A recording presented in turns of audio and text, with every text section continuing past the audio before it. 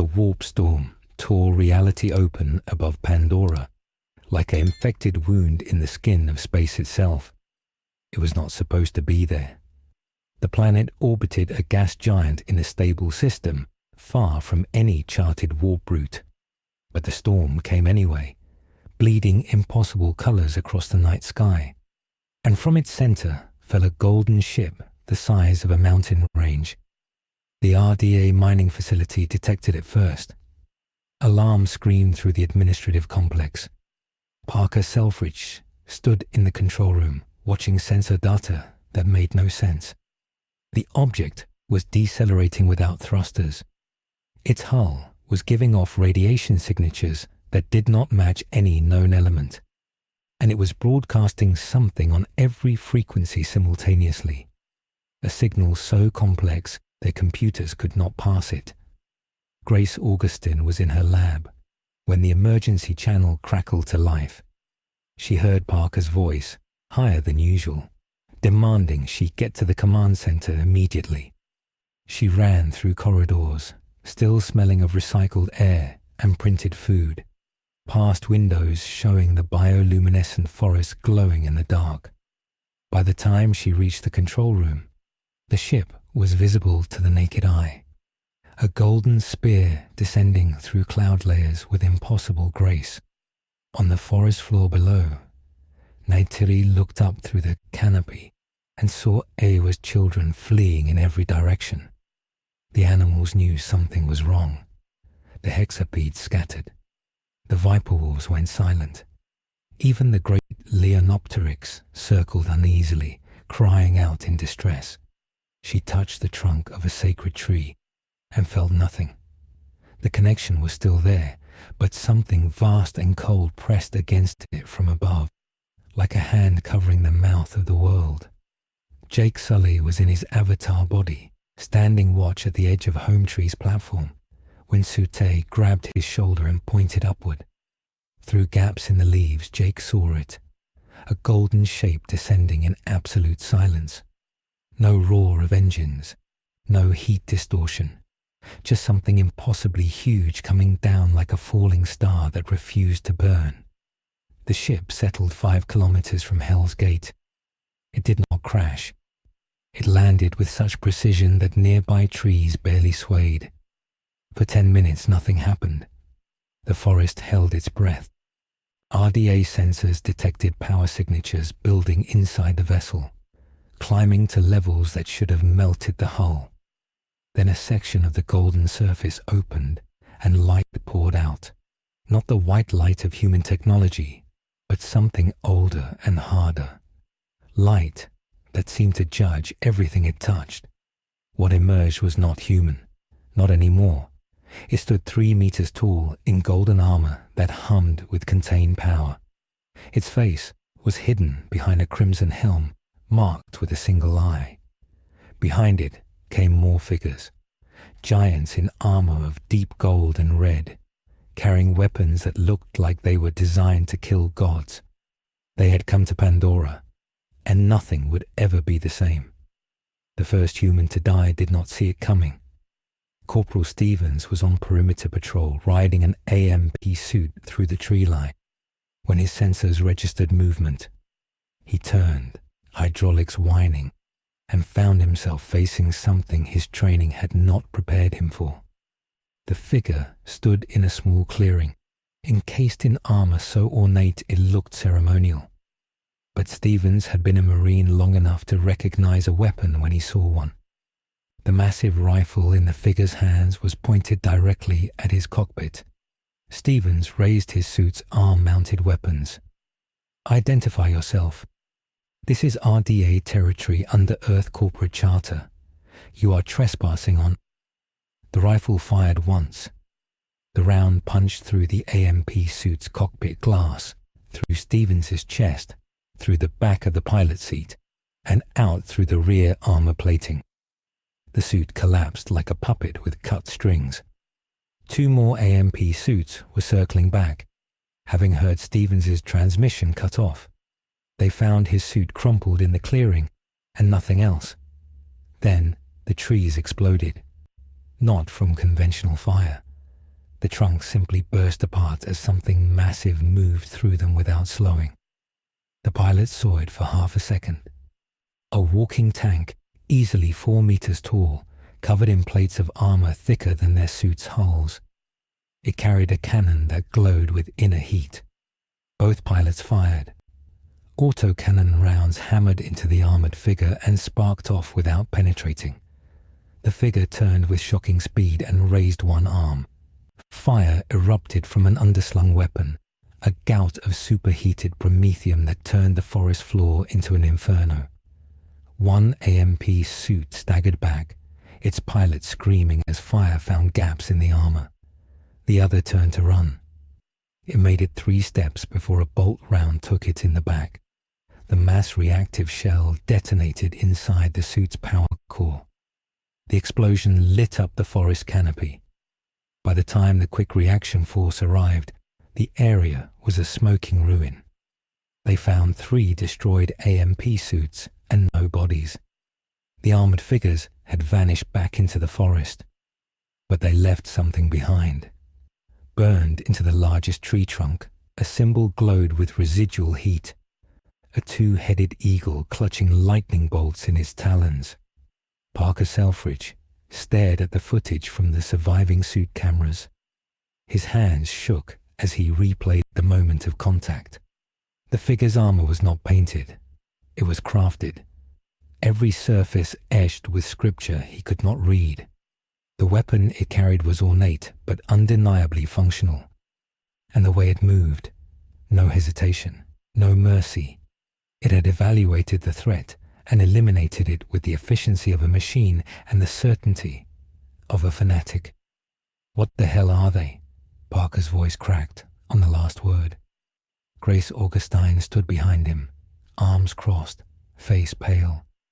"I don't know, but they're not from any nation on Earth. That armor, those weapons, the ship's design, nothing matches our technology base." Colonel Miles Quaritch leaned against the wall, watching the footage with a professional's eye. He had fought in 3 theaters before taking this posting. He knew combat when he saw it. They're soldiers, damn good ones, and they're scouting us. "Scouting?" Parker spun his chair around. "They just killed 3 of my people. Our people were armed and in their perimeter. They responded to a threat." Quaritch straightened up. "Question is, what do they want? They landed 5 clicks from our facility. That's not an accident. They're either here for the unobtainium, or they're here for something else." Grace moved to the window overlooking the compound. Beyond the perimeter fence, the forest glowed with bioluminescence. Somewhere out there, the Na'vi were watching all of this unfold. "We need to make contact, real contact. Find out who they are and what they want before this turns into a war." "It's already a war," Quaritch said quietly. "They fired first. Now we need to decide if we're going to roll over or hit back." Parker rubbed his face. The quarterly profit reports were due in 2 weeks. He was already behind schedule on the unobtainium extraction. And now he had unknown hostiles with superior technology camping on his doorstep. "Get me a line to Earth. I need to talk to the board. And get every available AMP suit prepped for combat deployment. If they come at us again, I want to be ready." Grace shook her head. "You're making a mistake. We don't know anything about them. Their capabilities, their numbers, their intentions. You send in the AMPs, and you might be starting something we can't finish. So what do you suggest? We sit here and wait for them to kill more of us?" "I suggest we try talking first." Grace turned from the window. "Send out a diplomatic team, unarmed. Make it clear we're not looking for a fight." Quaritch snorted. "They already made it clear what they think of our people. You walk out there unarmed, you're just making their job easier." The argument was cut short by an alert from the communication station. The tech looked up, face confused. "We're receiving a transmission. From them. Audio only." Parker gestured frantically. Put it through. The speakers crackled. Then a voice filled the room. It was deep, resonant, and spoke English with an accent that belonged to no nation on earth. The words were formal, almost archaic. Inhabitants of this installation, you are now within the territorial jurisdiction of the Imperium of Man. Your presence has been noted. Your aggressive military constructs have been evaluated and found wanting. You will cease all armed patrols beyond your established perimeter. You will prepare to receive an Imperial delegation for preliminary assessment. Resistance will be met with full military response. Compliance will be rewarded with the Emperor's mercy. You have 1 solar hour to respond. For the Emperor, for humanity. The transmission ended. Silence filled the command center. Parker found his voice first. Did they just threaten us? No. Quaritch's expression was grim. They gave us an ultimatum, and they called it mercy. Grace was already moving toward the door. I'm going to the Avatar lab. If they're sending a delegation, I want to be ready to talk. And I'm bringing Jake. If anyone can navigate first contact with a hostile force, it's someone who's already done it once. She left before Parker could object. Quaritch watched her go, then turned back to the communication station. I want every defensive position manned. I want eyes on their ship around the clock. And I want a strike package ready to go if this goes south. Parker nodded numbly. Through the window, the golden ship sat in the forest like a monument from another age. Lights moved along its hull, patterns that suggested activity, organization, purpose. Somewhere inside that vessel, decisions were being made that would determine whether Pandora became a battlefield or something worse. In the forest, Neytiri crouched on a high branch and watched the metal sky people's camp. She had seen the flash of fire in the distance, had heard the thunder of their weapons. Now she saw them moving like disturbed insects, rushing between their metal shells. Fear rolled off them in waves. Good. They should be afraid. But she was afraid too. The new sky people were different. Their metal skins were thicker. Their weapons burned hotter. And when she tried to feel them through Eywa, there was nothing. Just emptiness, like looking at a place where the world had been cut away. She descended through the canopy with practiced ease and found Sute waiting below. He had his bow ready, arrow nocked but not drawn. Around them, 24 warriors crouched in the undergrowth, faces painted, ready for war. What did you see? Sute's voice was barely a whisper. They are scared, moving many machines, preparing to fight. Good. Let them fight each other. When they are weak, we strike. Neytiri grabbed his arm. No, these new ones, they are not like the others. I felt nothing from them. Eywa is silent about them. Sute's jaw tightened. Then they are dead things. Demons. We should kill them all. We should wait. Watch. Learn what they want. Before Sute could respond, Jake Sully emerged from the shadows in his avatar body. He moved quietly for someone so new to the forest, but Neytiri still heard him coming from 20 meters away. He raised his hands, showing he was unarmed. We need to talk, all of us. The RDA, the Na'vi, and whoever the hell just landed in that gold ship. Because if we don't figure this out, a lot of people are going to die. Sute pointed his bow at Jake's chest. You are not people. You are sky people. Demons in false bodies. Yeah, I know. You've made that pretty clear. Jake kept his hands up. But I also know you saw what happened out there. Those newcomers, they're not like the RDA. They're something else, something more dangerous. Neytiri stepped between them. Jake speaks truth. I felt it. These new ones are wrong. They do not belong to this world or any world. Sute lowered his bow slowly. What do you want, demon? RDA is sending out a delegation. They're going to try to talk to the newcomers. Grace wants me there. She thinks maybe I can help keep things from exploding. But I need to know what the Na'vi want, because if shooting starts, you're right in the middle of it. Tute looked at Neytiri. She nodded once. He turned back to Jake. We want the Sky People gone. All of them, new and old. We want our forest returned to us. Fair enough. But what if the new guys are worse than the RDA? What if they want the whole planet? That made Tute pause. Neytiri saw the calculation in his eyes. The Omaticaya clan could fight the Metal Sky People. They had proven that. But these new ones, with their silent ship and burning weapons, they were unknown. Unknown meant dangerous. We will watch, Tute finally said. We will not strike first. But if they threaten the people, if they threaten Eywa, we will fight. And we will not stop until they are dead or gone. Jake nodded. I'll take that. Stay hidden. Stay ready. And if this goes bad, get your people as far from Hell's Gate as you can. He turned and melted back into the forest. Neytiri watched him go, then looked up at the golden ship visible through gaps in the canopy. It sat there like a second sun, cold and hard and wrong. She touched her song cord and whispered a prayer to Eywa, but the Great Mother was silent, and that silence was more terrifying than any weapon. Inside Hell's Gate, Grace Augustine prepped her avatar link unit with shaking hands. She had been through first contact before, with the Na'vi. It had been messy, complicated, but ultimately successful. She had learned their language, their customs, their entire worldview.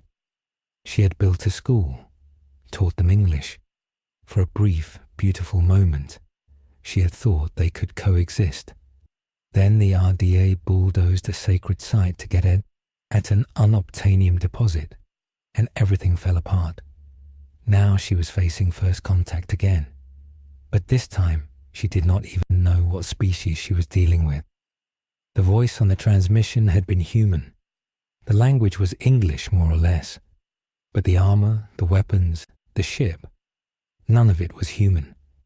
Not by any definition she understood.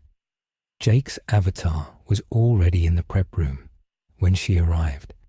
He was checking the equipment with the careful attention of someone who had learned the hard way what happened when you cut corners. Grace felt a flash of approval.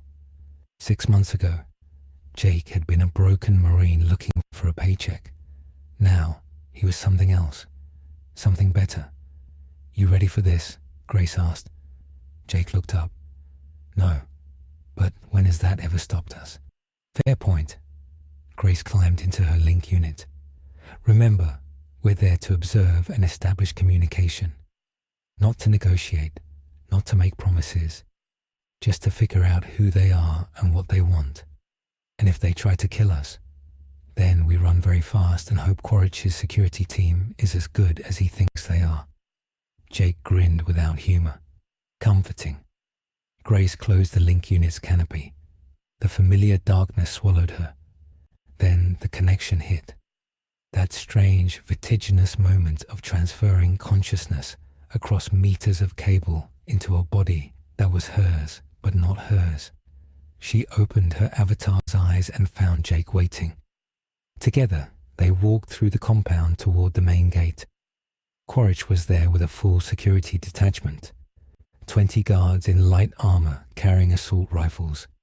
3 AMP suits standing ready behind the perimeter fence. It was a show of force that Grace knew was more for their benefit than the newcomers. If things went bad, these weapons would be about as useful as spears against a hurricane. You two stay close to the security team, Quaritch said. Anything feels wrong. You get behind the AMPs and let us handle it. Grace nodded. Jake just stared out at the forest where the golden ship waited. The gates began to open with a grinding mechanical sound that seemed obscenely loud in the tension-thick air. They walked out into the forest with the sun climbing toward noon. The air was thick with humidity and the smell of growing things.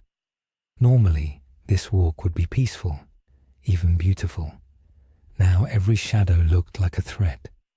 Every rustle of leaves made the guards flinch. They were halfway to the ship when Grace saw them. Figures emerging from the tree line ahead. Not Na'vi. These were massive, easily over 2 meters tall, encased in armor that looked like it had been crafted by artisans and blessed by priests. They moved in perfect formation, weapons held ready but not aimed. At their center walked a figure even larger than the rest, his armor more ornate, a long cloak the color of dried blood flowing behind him. The two groups stopped 10 meters apart. For a long moment, nobody moved. Then the central figure reached up and removed his helmet. Grace's breath caught. The face underneath was human, scarred, aged, but definitely human. Hard blue eyes studied them with an intensity that felt like being X-rayed. When he spoke, his voice carried the weight of absolute authority. I am Captain Ventris of the Ultramarines, 4th Company, Adeptus Astartes, servants of the Emperor of Mankind. You stand in his presence, on a world now claimed in his name. Identify yourselves and explain your presence in this system. Grace stepped forward. Her avatar body made her almost as tall as the captain, but she still felt small. I'm Dr. Grace Augustine, xenobotanist and cultural liaison for the Resources Development Administration.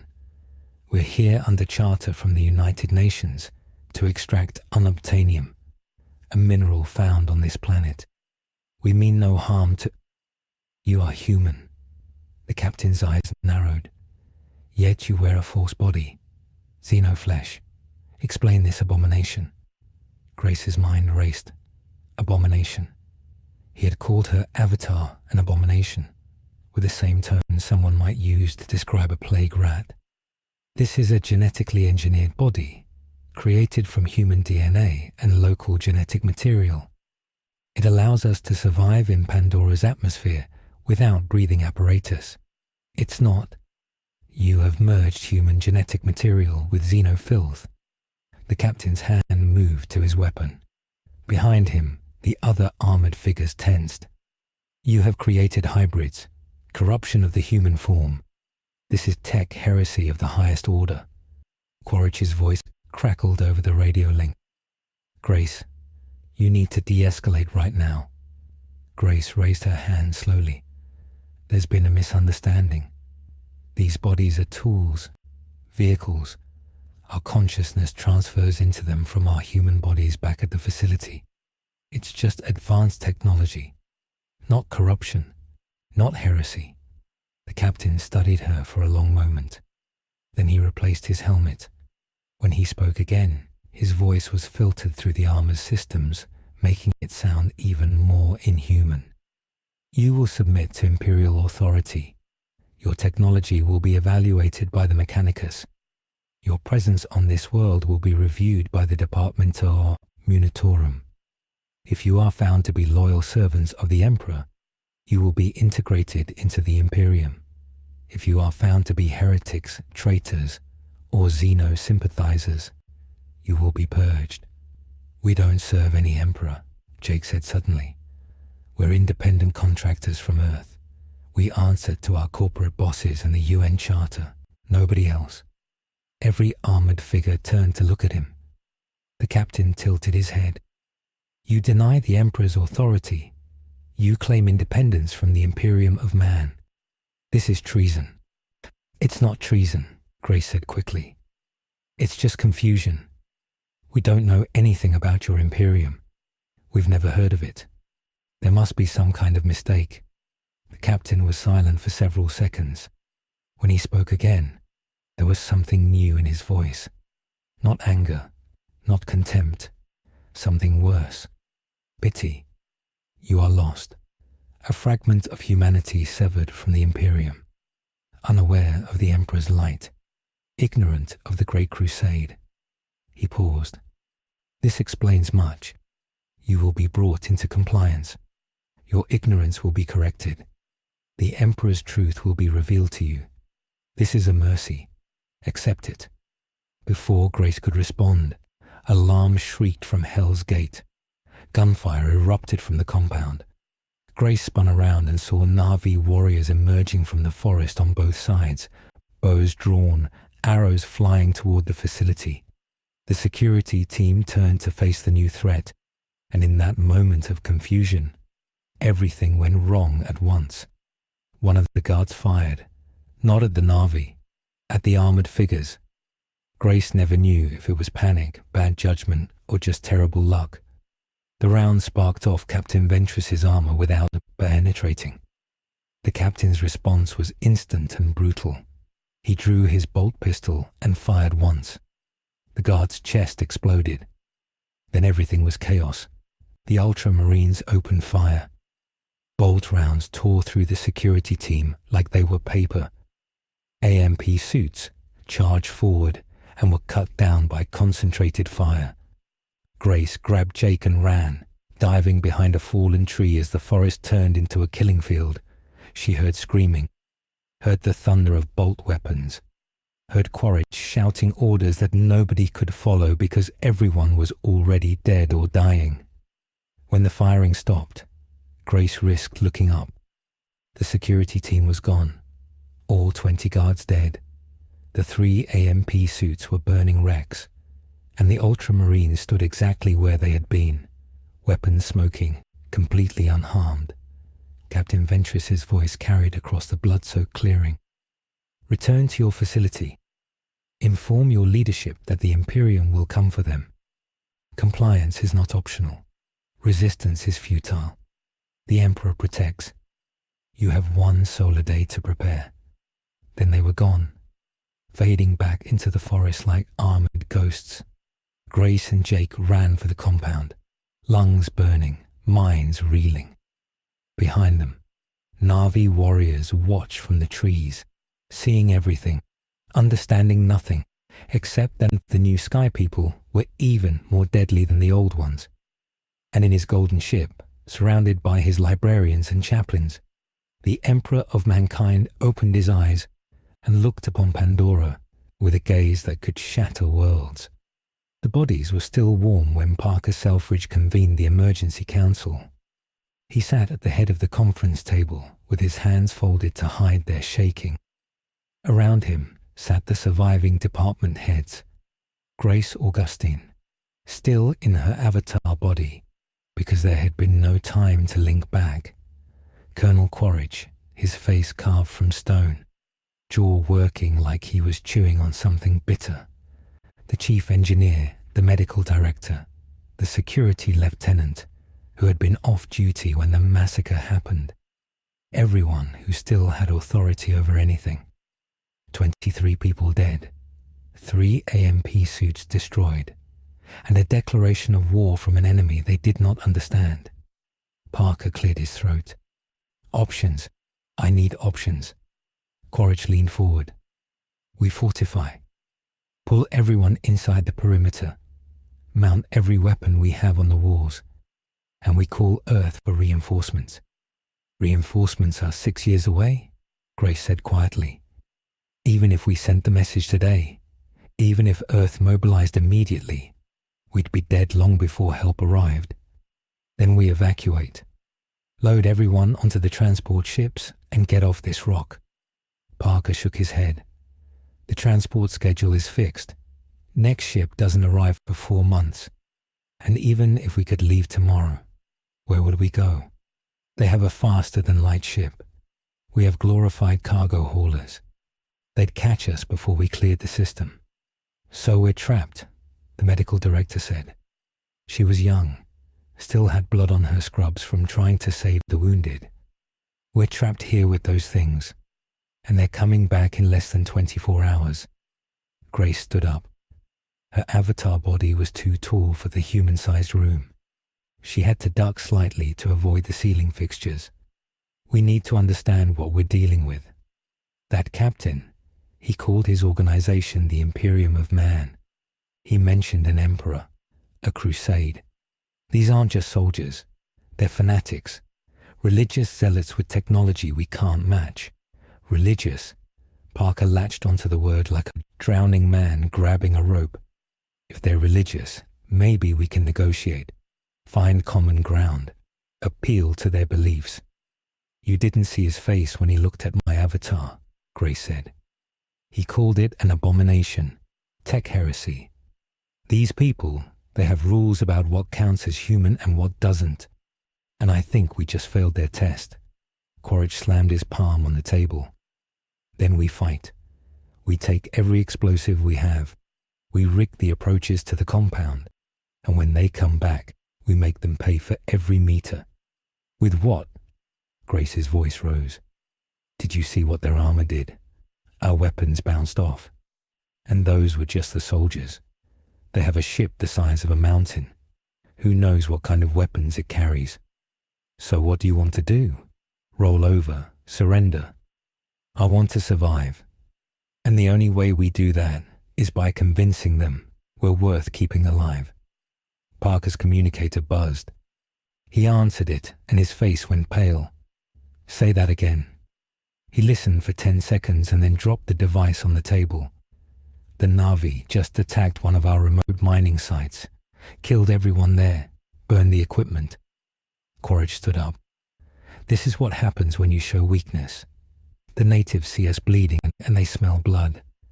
They think we're vulnerable, so they attack. Or they're scared, Grace said. They saw what happened to our security team. They know something worse than the RDA just arrived. They're trying to drive all of us off the planet before it's too late. Doesn't matter why they're attacking. Matters that we've got hostiles on 2 fronts now. Quaritch moved to the wall display showing a map of the region. We're sitting in a box. Imperium in front, Na'vi on the flanks, forest on all sides.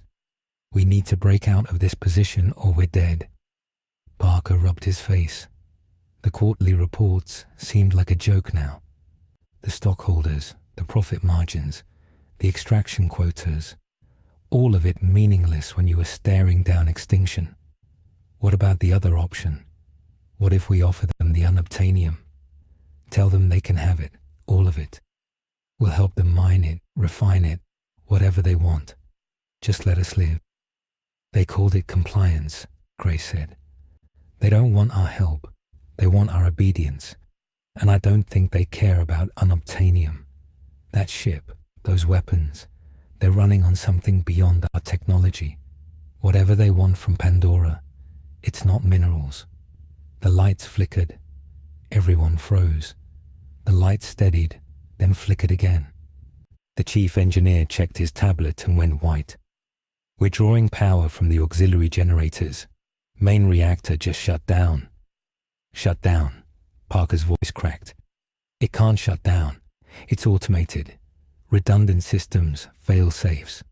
It shut down anyway. And I'm reading electromagnetic interference across the entire facility. Something's jamming us. Quaritch was already moving toward the door. Lockdown, now. Get everyone into the reinforced sections. Seal every bulkhead. This is not a drill. Grace grabbed Jake, who had been sitting silently in the corner. We need to get to the link room.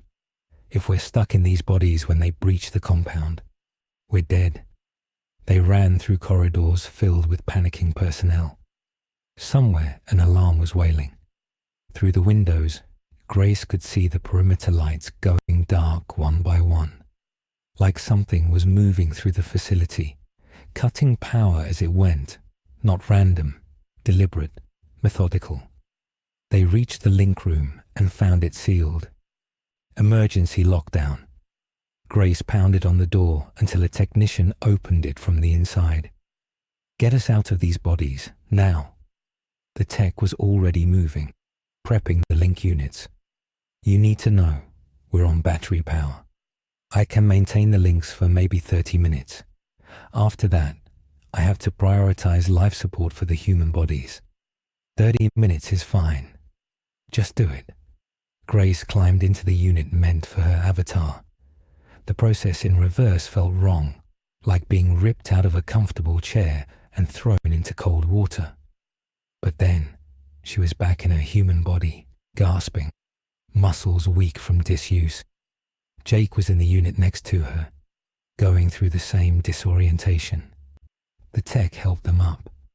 You should get to the shelter, center of the complex, reinforced walls. If they come in, that's where everyone's gathering. Grace nodded and stumbled toward the door. Her human legs felt fragile after hours in her avatar. Jake caught her arm and steadied her. Together, they moved through the darkening facility towards the shelter. They found it packed with personnel. Scientists, miners, technicians, all crammed into a space designed for half their number. Quaritch was setting up a defensive position at the entrance. Heavy weapons pointed down the corridor.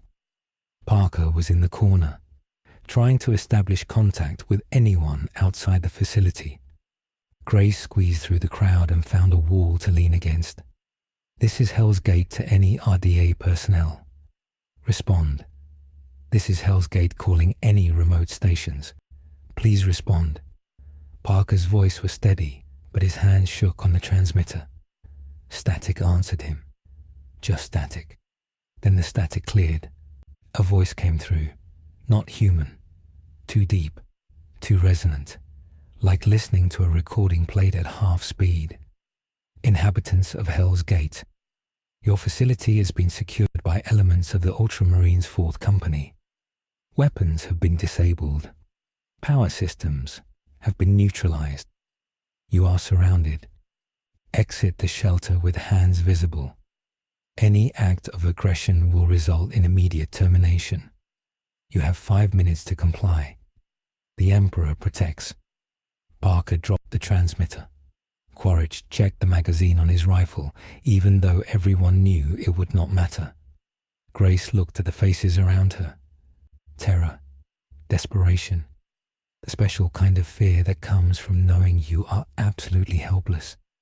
We go out, Grace said. We comply. We don't have a choice. The hell we don't. Quaritch chambered around. I'm not walking out there to be executed. They said to come out. They didn't say they'd kill us. If they wanted us dead, we'd already be dead.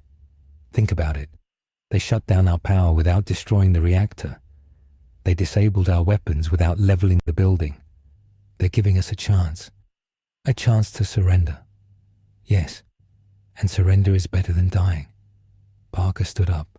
His face was the color of wet concrete. She's right. Everyone. We're going out. Hands up. No weapons. Move slowly. Do exactly what they say. Quaritch looked like he wanted to argue, but he was a soldier. He knew when the battle was lost. He set his rifle down and raised his hands. They filed out of the shelter like prisoners walking to execution. The corridors were dark except for emergency lighting. Grace could hear her own heartbeat, could hear Jake's breathing next to her, could hear someone behind her quietly praying. They emerged into the main courtyard and found it full of giants. Ultramarines stood at regular intervals, bolt rifles tracking the crowd. At the center of the courtyard stood Captain Ventris, helmet off, face impassive. Behind him was something Grace had not seen before, a massive armored figure, at least 3 meters tall, carrying a hammer that crackled with blue lightning. Chaplain, Grace thought. She did not know why she knew that word, but it felt right. Ventris waited until everyone was assembled. Then he spoke. You have complied. This is wise. The Emperor's mercy is infinite for those who embrace his light. You are lost children of terror, cut off from the Imperium by warp currents and centuries of isolation. But you are still human, still capable of redemption. He began walking along the lines of people, studying each face. You will be evaluated. Your technology will be examined. Your society will be assessed for purity and devotion. If you are found worthy, you will be integrated into the Imperium. You will serve the Emperor. You will be taught the Imperial truth. You will know his protection. He stopped in front of Grace. And your abominations will be destroyed. Grace's blood turned cold. The avatars. You're going to destroy the avatars. They are tech heresy, corruption of the human form. They cannot be permitted to exist. Those bodies are worth billions of credits, decades of research. You can't just... I can. I will. It is already done. Your laboratory has been purged. The abominations have been burned. This world will be cleansed. Grace felt something break inside her. Years of work, the school, the relationships with the Na'vi, everything she had built, gone, turned to ash by fanatics who did not understand and did not care. She stepped forward. You self-righteous bastard. You have no idea what you've destroyed. The chaplain moved.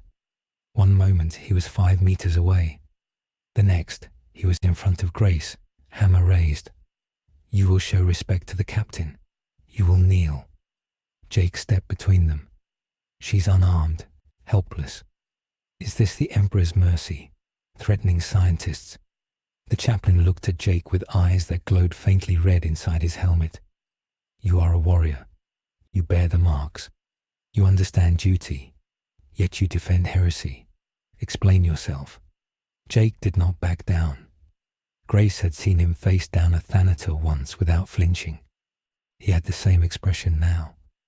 I defend people, whatever your emperor is, wherever you come from. That doesn't give you the right to destroy our lives. The emperor is humanity's only salvation. His right is absolute. Your compliance is not negotiable. The chaplain lowered the hammer. But you have courage. This will be noted. Ventris raised a hand. Enough.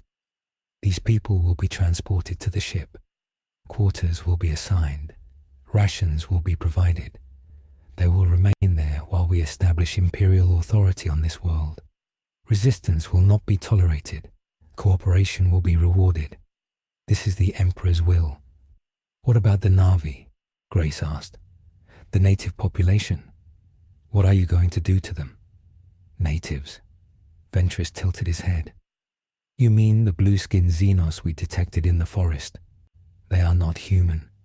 They have no place in the Imperium. They will be dealt with accordingly. Grace's stomach dropped. Dealt with accordingly. She knew what that meant.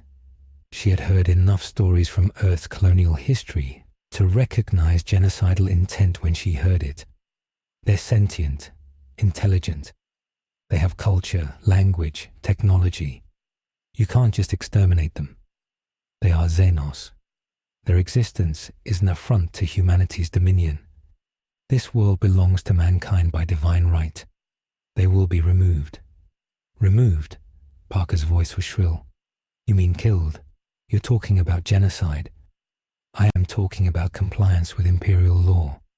If the Xenos submit to the Emperor's will, they may be permitted to exist as servitors. If they resist, they will be purged. These are the only options. Quaritch laughed.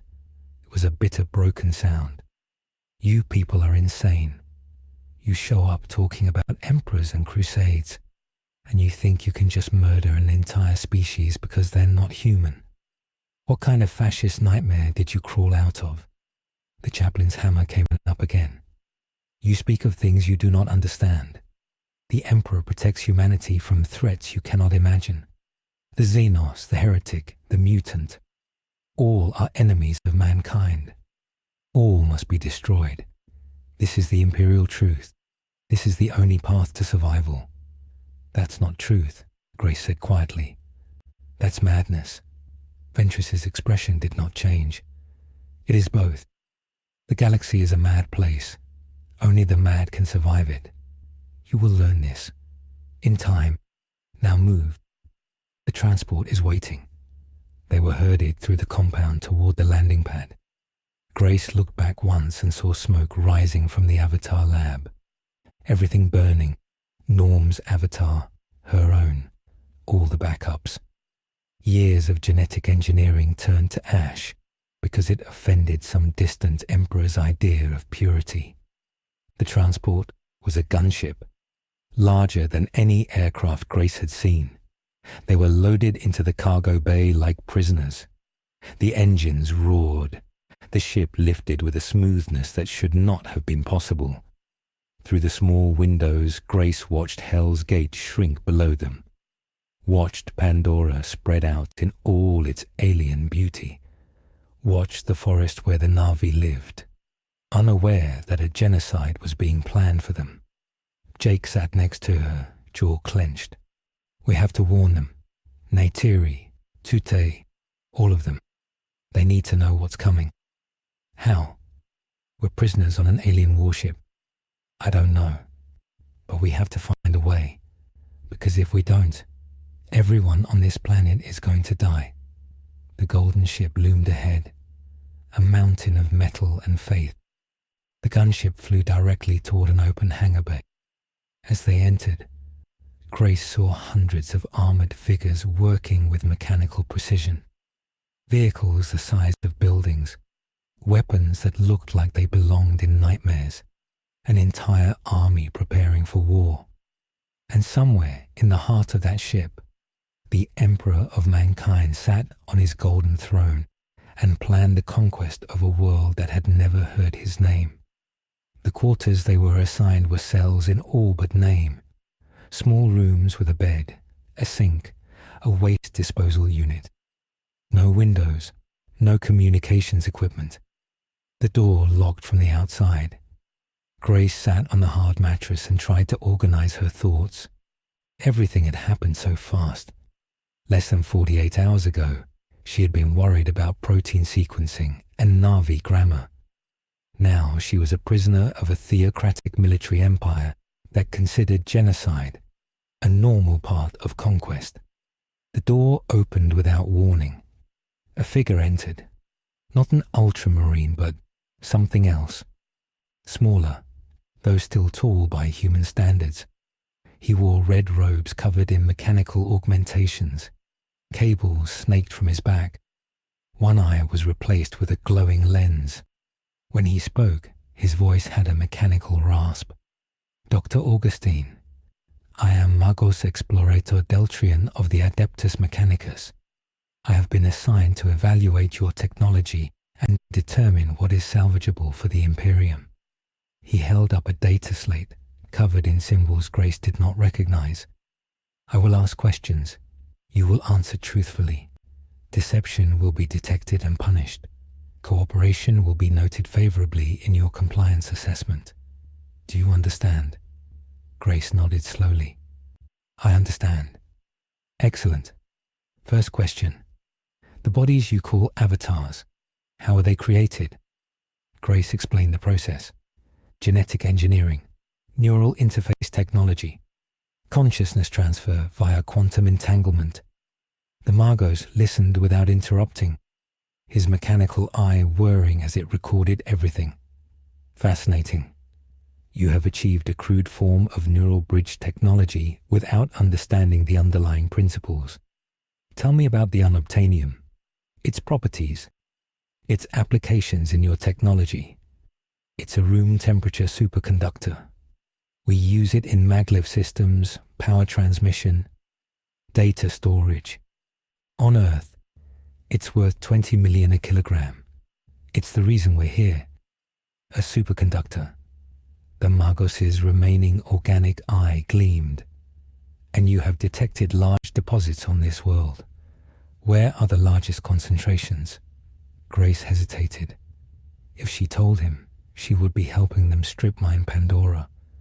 But if she refused, she might not survive the day. Under the forest, specifically under the areas the Na'vi consider sacred. The deposits and the sacred sites overlap almost exactly. Why is this? We don't know. Grace studied it for years. The leading theory is that the unobtainium somehow interacts with the forest biological network. The Na'vi worship the network as a goddess called Eywa, but our scans suggest it might actually be a form of distributed consciousness. Billions of organisms connected through electrochemical signals transmitted through the root system. The Magos went very still. You are describing a planetary neural network, a biological machine spirit of immense scale, if you want to call it that. We call it Eywa. This changes the strategic calculus. A planet-wide consciousness could pose significant resistance to Imperial occupation. It must be evaluated, contained, or destroyed. He made notations on his data slate. You will accompany me to study this phenomenon. Your knowledge of the local biology will be useful. I'm a prisoner. I can't help you conquer this world. You have no choice. You will serve the Imperium. The alternative is reclamation. Your biological components harvested. Your consciousness erased. Your atoms reassigned to more useful purposes. Choose. Grace looked at the Magos's inhuman face and saw no mercy there. Just calculation. Logic. The cold equation of usefulness measured against resource consumption. I'll help, but not to destroy Eywa, to understand her, and to keep her alive. Your motivations are irrelevant. You will provide data. The Mechanicus will determine appropriate action. He turned to leave, then paused. One more question. The native Xenos. You have studied them extensively. Are they capable of coordinated military resistance? They're hunters, warriors. They know the forest better than anyone. If you try to remove them by force, they'll fight back, and they'll make you pay for every meter. Noted. Losses are acceptable if the strategic objective is achieved.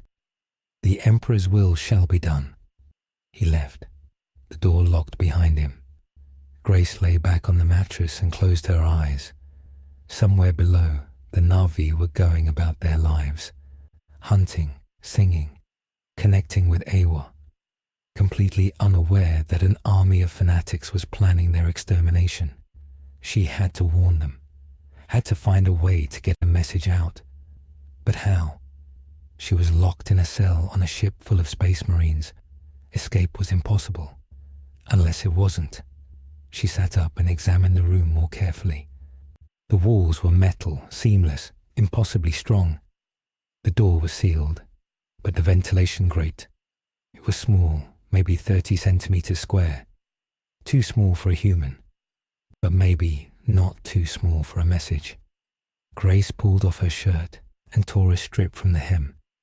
Using a pen from her pocket, she wrote in English, Imperium plans genocide of Na'vi.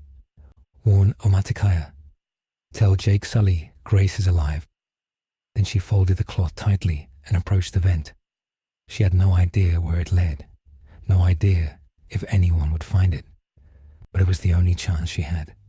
She pushed the cloth through the vent slats and listened as it dropped into darkness. Then she sat back and waited. Waited for the Imperium to make its next move. Waited for the Na'vi to realize what was coming. Waited for the war that would determine whether Pandora lived or died. Hours passed. The ship hummed with constant activity. Through the walls, Grace heard boots marching, heard mechanical sounds she could not identify, heard chanting in a language that was not English, Latin maybe, or something older, the language of faith and war. The door opened again. This time it was Jake, pushed into the cell by an armored guard. The door sealed behind him. He looked exhausted, bruised, but alive. They questioned you too, Grace asked. For 3 hours. Wanted to know everything about the Na'vi, military capabilities, population numbers, settlement locations. I gave them as little as I could without getting killed. He sat down hard on the floor. Grace, we have to do something. They're planning to hit the Na'vi in 48 hours. Full military assault. They're going to wipe out every clan they can find. I know. I'm trying to figure out how to warn them. I might have a way. Jake leaned close and lowered his voice. When they were moving me through the ship, I saw the hangar bay.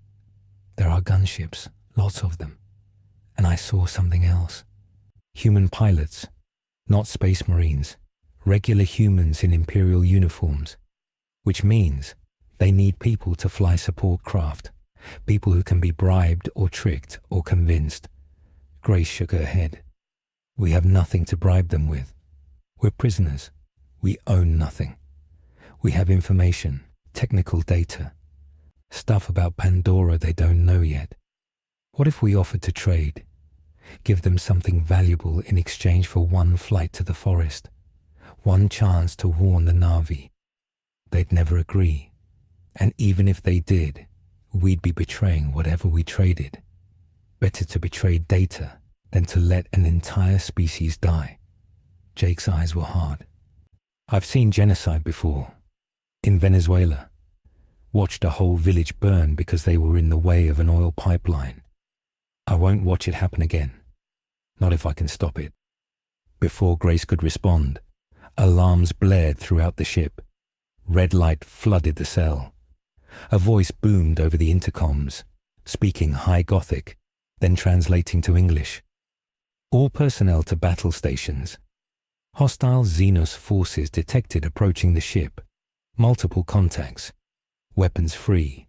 For the Emperor. Grace and Jake rushed to the small window. Through it, they could see the forest below, and rising from the trees, hundreds of Na'vi on Ikran, their flying mounts. They circled the golden ship like angry wasps, bows drawn, arrows nocked. It was suicide. Grace knew it immediately. Arrows against armor, bone against steel, faith against faith. But the Na'vi came anyway. Neytiri led the first wave. She could see the golden ship clearly now, massive and terrible, a metal mountain that had no right to exist. Around her flew the warriors of 3 clans, Omaticaya, Tipani, Talcami. Over 200 riders.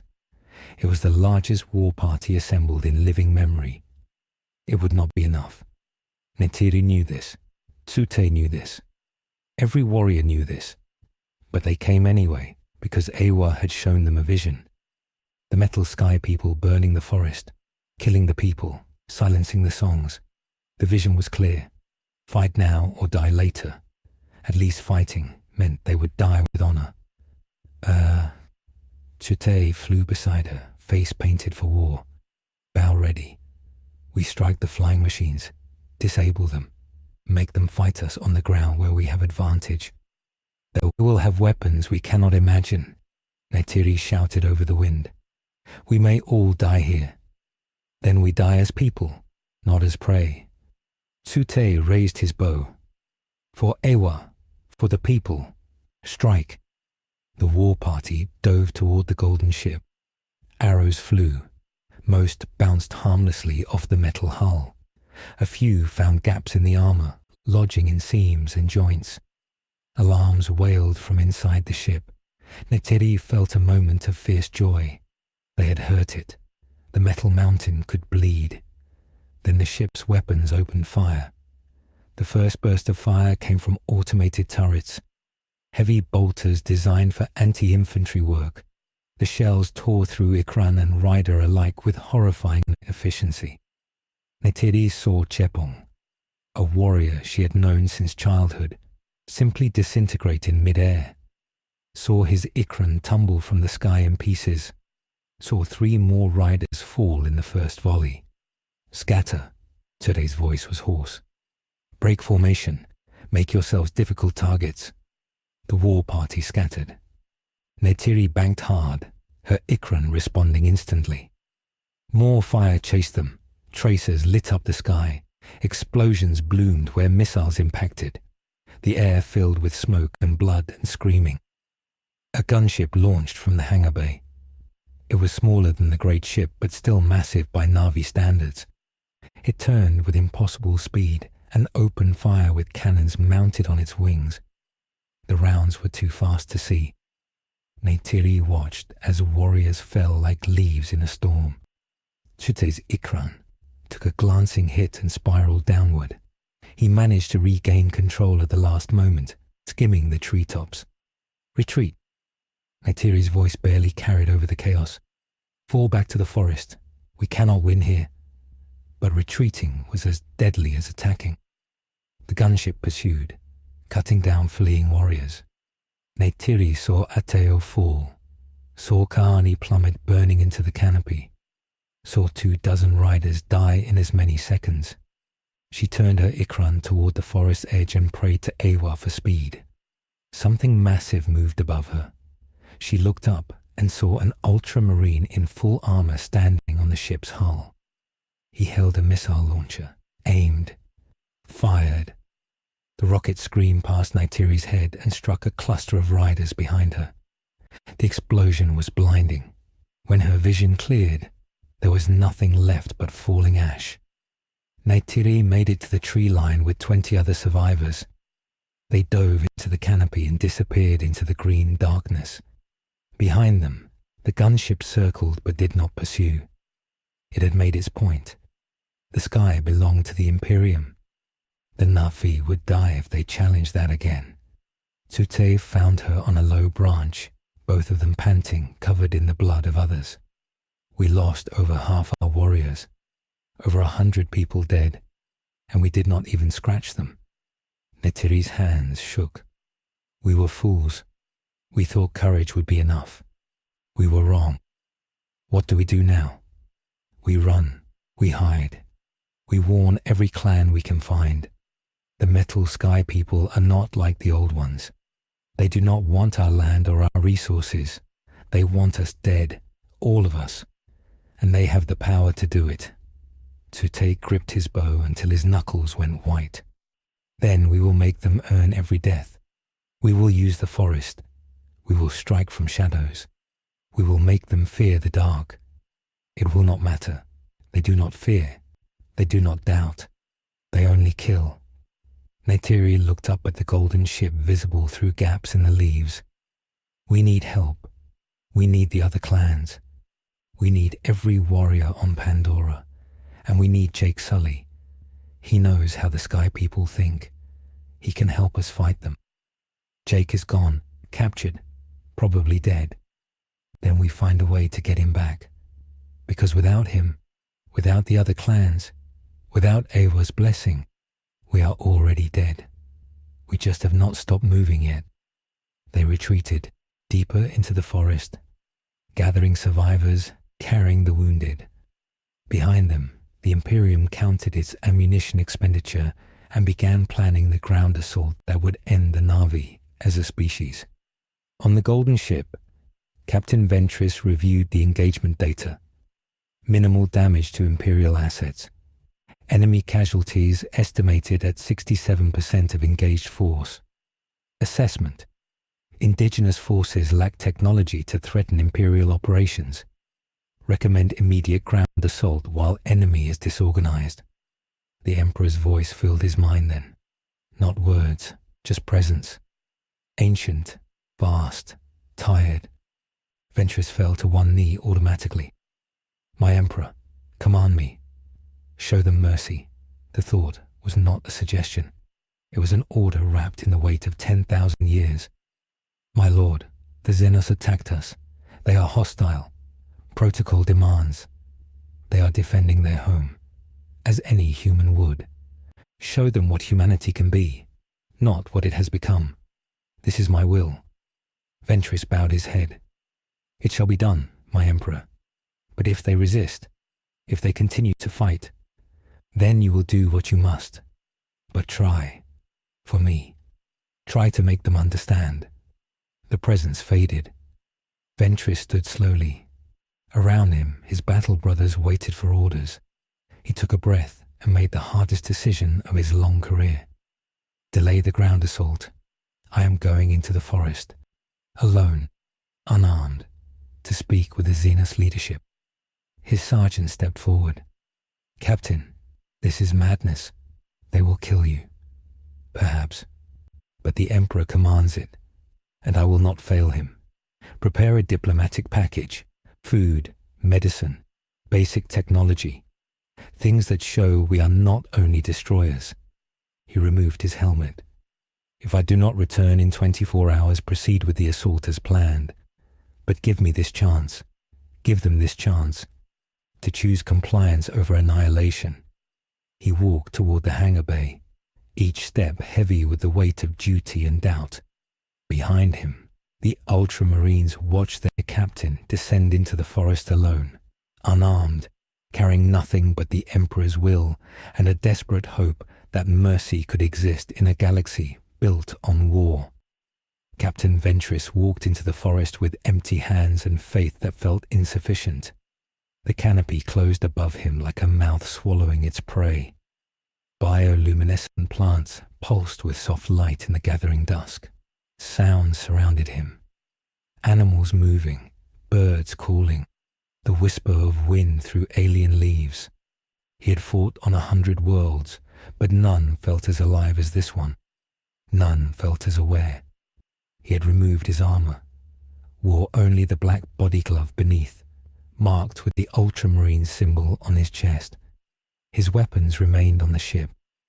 This violated every tactical doctrine he had ever learned. Astartes did not enter unknown territory unarmed, did not expose himself to ambush, did not show weakness. But the Emperor had commanded mercy, and Ventris would obey even if it cost him his life. The forest watched him. He could feel it. Not paranoia. Actual observation. Eyes in the trees. Shapes moving in the shadows.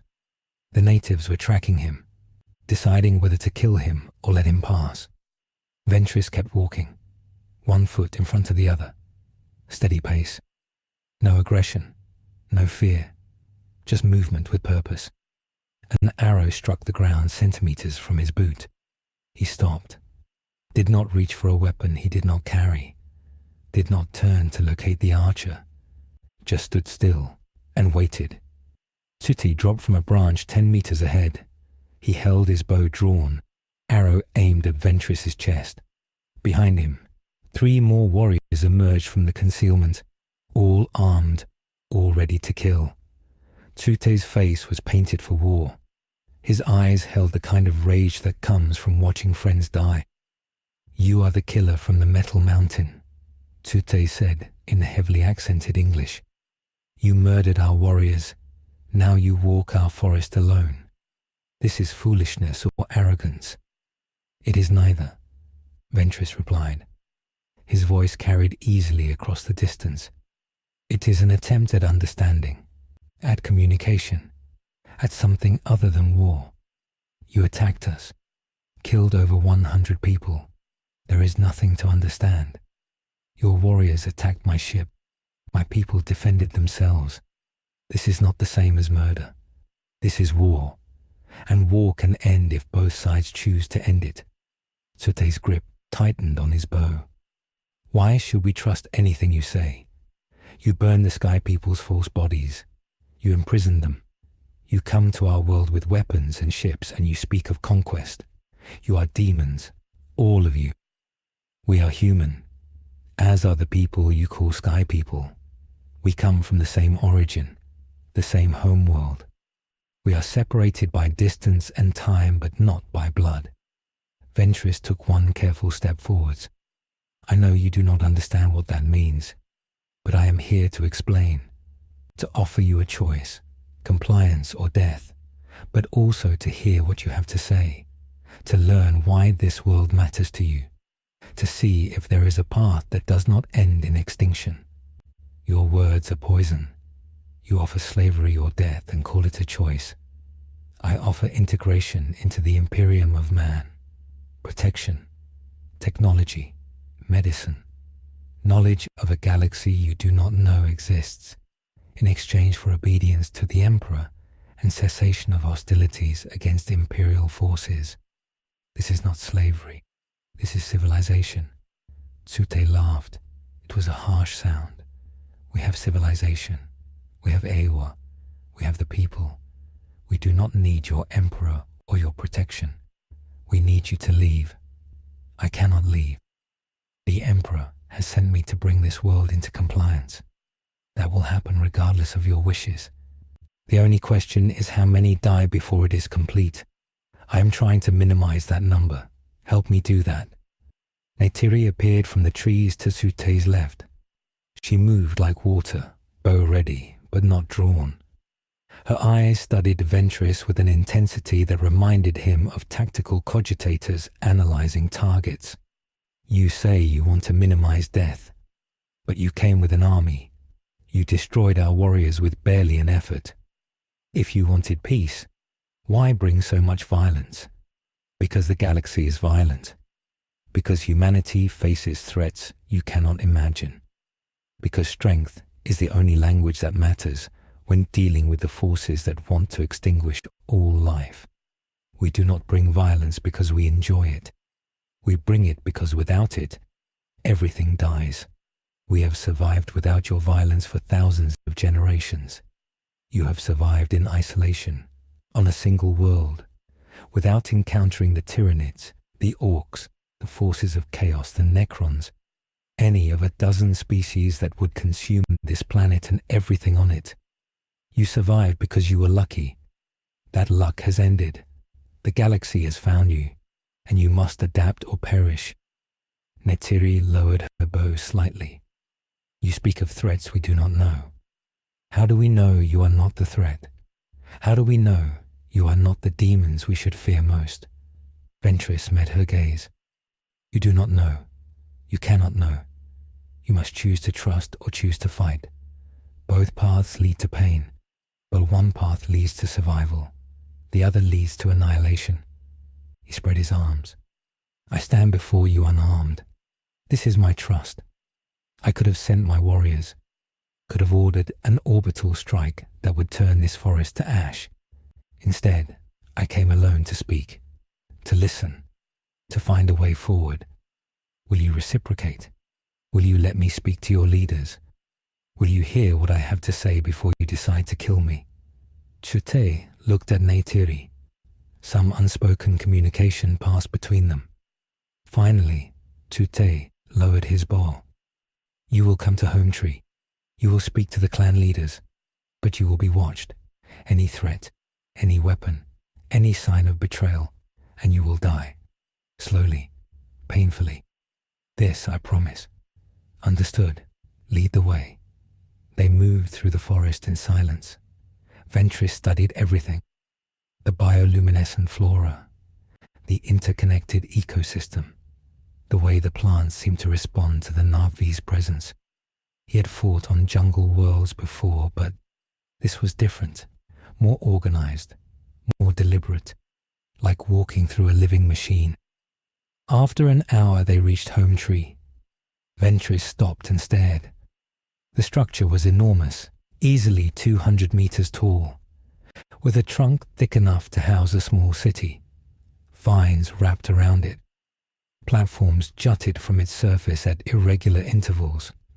And everywhere, Na'vi, hundreds of them, watching him with expressions that ranged from fear to hatred to curiosity.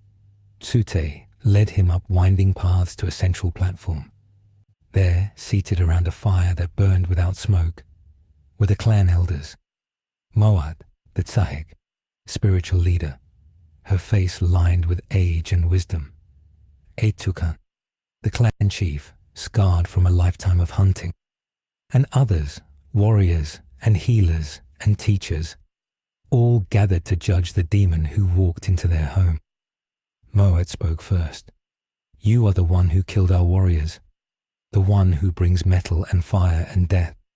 Why should we not kill you now? Because killing me accomplishes nothing. My warriors will come. They will level this tree and everyone in it. Killing me only guarantees your destruction.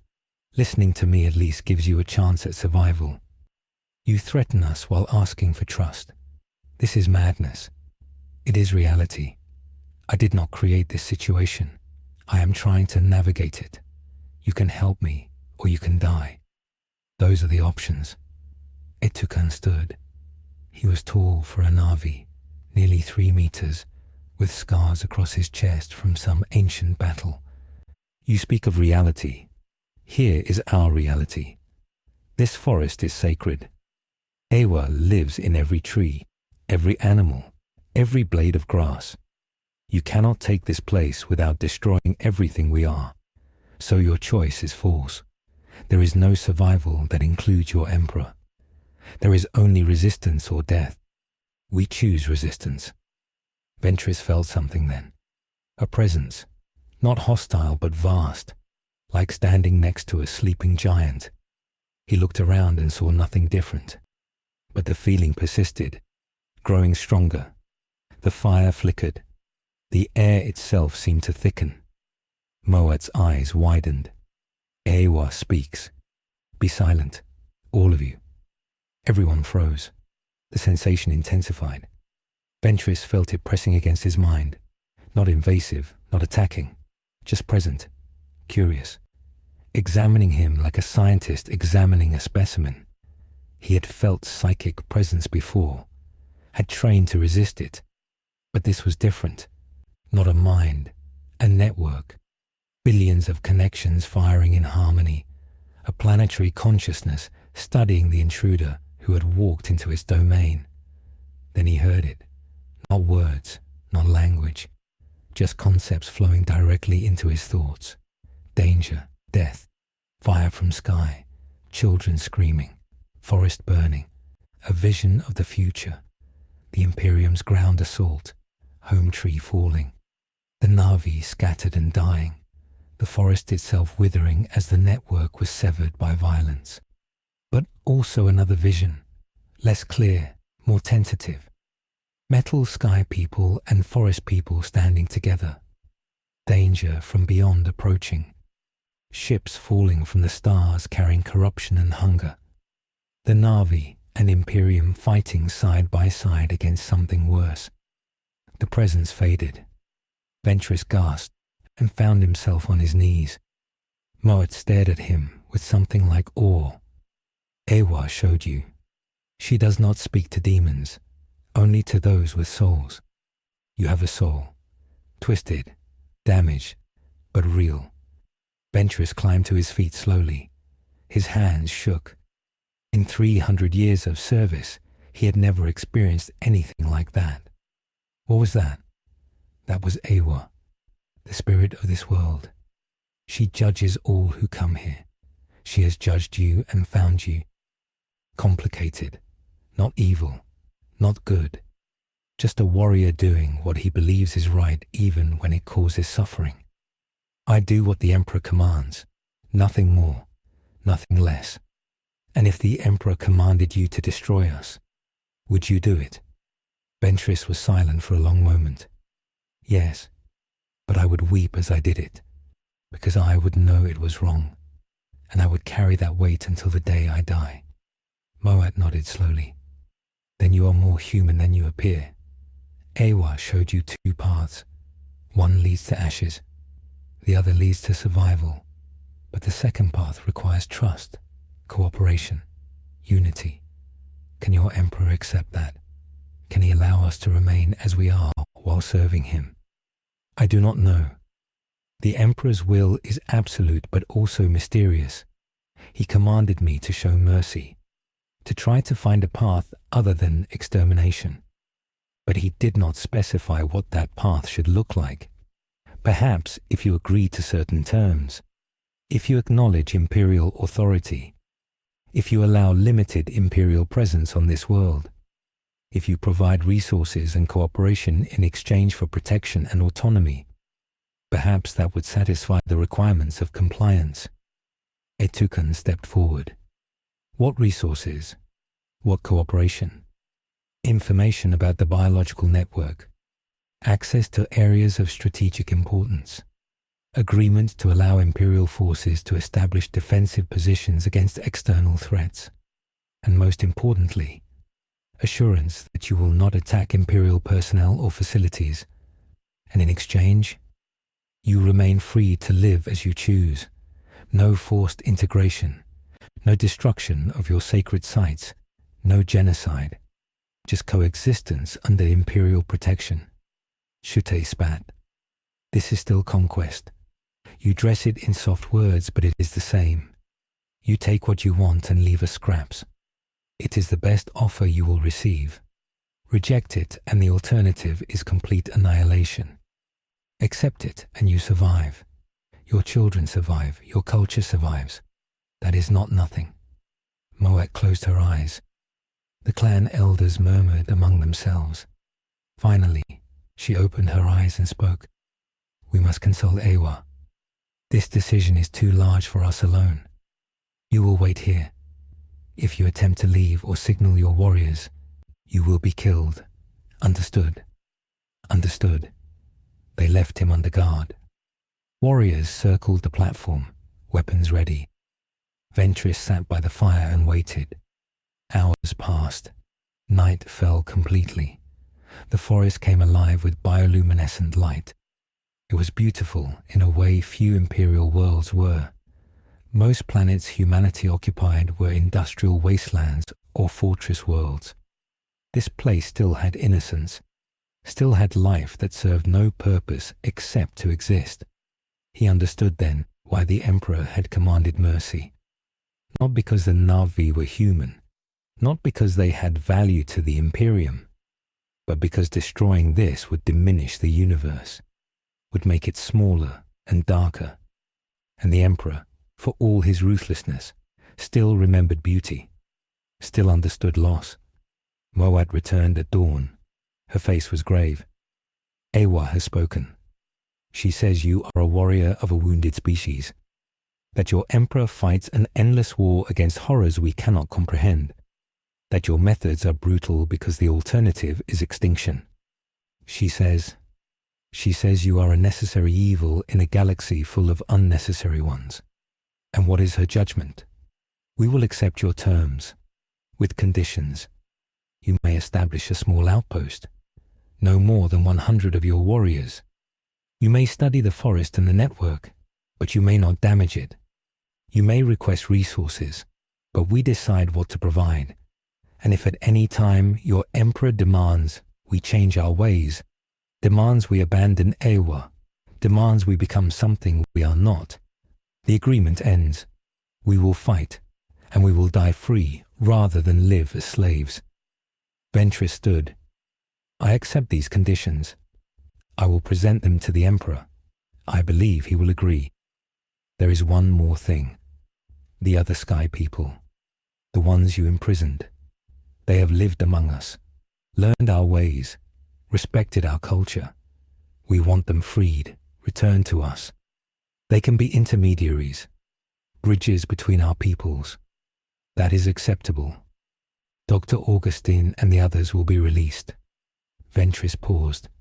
"I must warn you, the Imperium is vast. It spans millions of worlds. What I agree to here, others may not respect. There will be those who see this arrangement as weakness, who will push for full conquest. You must be prepared to defend this agreement, to prove your value, to show that cooperation serves the Imperium better than subjugation. We understand. We have faced extinction before. We will face it again. But we will face it as people, not as slaves." They sealed the agreement with a ritual Ventris did not fully understand. Moat drew patterns on his skin with bioluminescent paint. The elders chanted in their language, and somewhere beneath the tree, deep in the root network, Eywa herself witnessed the pact, the first alliance between the Imperium of Man and a xenospecies in 10,000 years. When Ventris returned to the ship, his battle brothers stared at him like he had grown a second head. The pain still marked his skin. The chaplain demanded explanation. Ventris explained. The agreement, the conditions, the Emperor's command to show mercy. The chaplain was silent for a long time. Then he knelt. "The Emperor's will is law. If he commands coexistence, then coexistence it shall be. But I do not like this, brother captain. This sets a dangerous precedent. What happens when other xenospecies hear of this, when they demand the same treatment? Then we evaluate each case individually, as we should. Not all xenos are the same. Some must be destroyed. Some can be tolerated. Some, like these, can be allies. The Imperium has always claimed to be about human survival. Sometimes survival means making uncomfortable choices. Grace Augustine and the other RDA personnel were released that afternoon. They emerged from confinement confused and cautious. Grace found Ventris in the Strategium, studying maps of Pandora's continents. What happened? Why are we free? You are being returned to the indigenous population. They requested you as intermediaries. You will live among them and help facilitate communication between the Na'vi and Imperial forces. You will also continue your research under Mechanicus supervision. Your knowledge of this world's biology is valuable. You will not be wasted. Grace tried to process that. So we're still prisoners, just with different jailers. You are citizens of the Imperium now, with duties and protections. The distinction matters. Does it? Because from where I'm standing, you've just conquered this planet and rebranded it as liberation. Ventris turned to face her. I have prevented genocide. I have allowed a Xenos species to survive when Imperial law demanded their extinction. I've secured an alliance that benefits both parties. If you see that as conquest, perhaps you do not understand what conquest actually looks like. Grace wanted to argue but found she could not. He was right. The alternative had been annihilation. At least this way, the Na'vi survived. At least Eywa survived. It was not freedom, but it was life. And sometimes, life was enough. Jake found her on the transport back to the forest. They sat together in silence, watching Pandora's green expanse roll beneath them. Finally, Jake spoke. This isn't over. The Imperium will send more ships, more warriors. They'll push for more control, more resources, more of everything. This agreement only buys us time. Time to do what? Time to prepare, to build defenses, to show them that cooperation is worth more than conquest, and time to figure out what the hell that vision was about. Danger from beyond. Ships carrying corruption and hunger. Eywa showed them something coming, something worse than the Imperium. Grace looked at him. You felt it too. Everyone did. Every Na'vi connected to Eywa saw the same thing. Something's coming. Something that makes the Imperium look like the good guys. And when it arrives, we're going to need every alliance we can get. The transport landed near Home Tree. They disembarked into a crowd of Na'vi. Neytiri pushed through and embraced Jake. Not gentle, hard enough to hurt. You live. I thought they would kill you. Takes more than Space Marines to kill this Marine. Jake tried to smile. Failed. We need to talk, all of us, about what comes next. They gathered in the center of Home Tree. Na'vi humans and one Ultramarine liaison who stood at the edge of the circle like a golden statue. Moat spoke to the assembled clan, explained the agreement, explained the compromise. Some warriors shouted in anger. Some elders nodded in reluctant acceptance. Tute said nothing, but his face showed his feelings clearly. Betrayal, disgust, resignation. When the initial outcry died down, Grace stepped forward. I know this isn't what you wanted. It's not what I wanted either. But it's what we have. The Imperium is real. Their power is real. Fighting them directly is suicide. But working with them, learning from them, showing them that Pandora has value beyond conquest, that gives us leverage. That gives us a future. A future as servants, Tsuti said bitterly. This is not victory. This is defeat wrapped in pretty words. It's survival, Jake countered. And survival is victory when the alternative is extinction. I've seen what the Imperium does to worlds that resist. They don't negotiate, they don't compromise.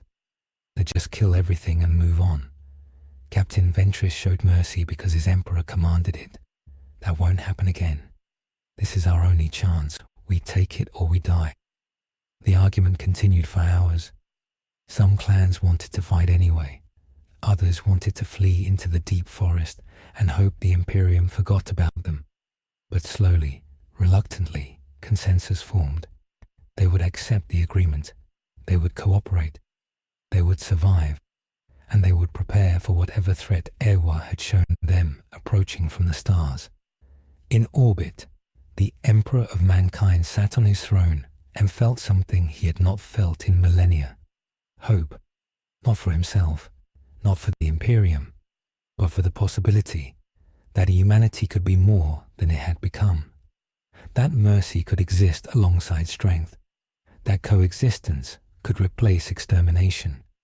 It was a fragile hope, a candle flame in an endless dark, but it was real, and the Emperor held it carefully, knowing how easily it could be snuffed out.